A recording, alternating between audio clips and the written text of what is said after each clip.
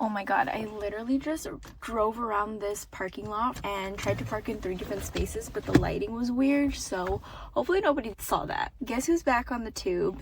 It is me. It is Karen. Pigeon Bay, Pigeon Drifts, whatever you want to buy. I'm here, okay? I feel like one of the last videos I posted went more viral than I thought, at least viral for me, and I got a lot of backlash on the video because I was saying that I was quitting reselling or that I wasn't reselling anymore, and people were like, she's still a reseller, you literally still resell, your whole business model is reselling. And like, listen, I get it, I understand the model of a consignment store is still reselling, but it was just a really big transition for me because instead of working from home, not interacting with people, thrifting and then listing things online, to going into a brick and mortar environment, so different. So different. So I just want to preface with that. But I am here to say that I think I'm getting back into reselling, and it's not for anything like, oh, my business is failing or whatever.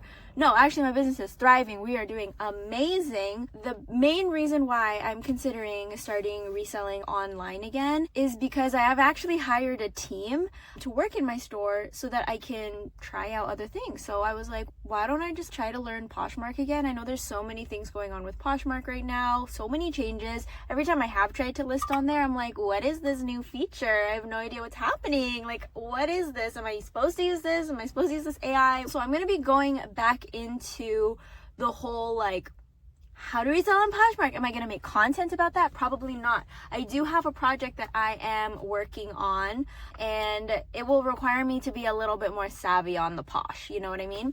So anyway, that's my little life update. I am currently at the gym and I'm trying out this new Celsius flavor. It's the sparkling cherry cola.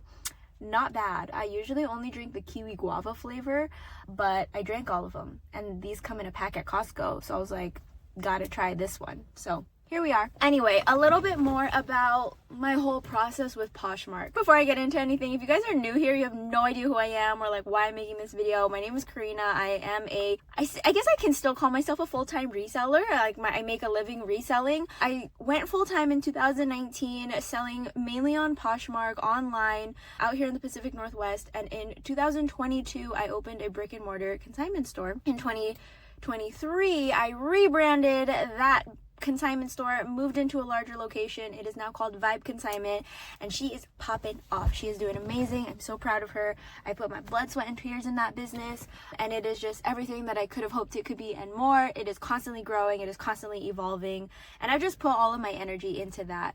But now I'm in this place where I feel like I can dive back into online reselling.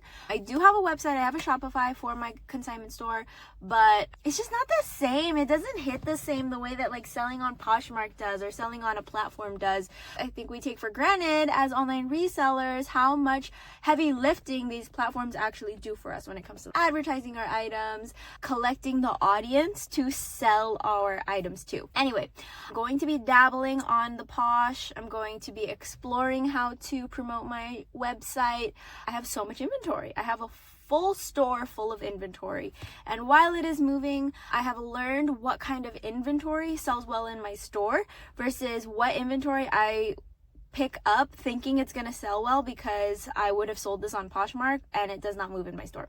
It could be pricing, it could be so many things, but I just have a lot of inventory that I'm like, I bet this would kill on Poshmark. I'm going to experiment with that and just see what that can do for my store. Eventually, yes, I will be teaching my team or even hiring somebody else to take over this project of mine of doing just the online selling because I just know how much work goes into it, and I don't think it's fair necessarily for my staff who's already managing the floor and consignment to also have to do all of the Poshmark stuff. It's a lot. So my team's all hired to run the store.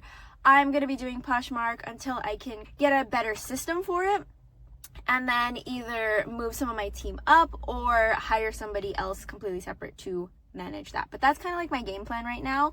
And I thought, why not just bring you guys in on where I'm at with my journey? And I don't know, maybe you guys have questions about what this whole thing is like.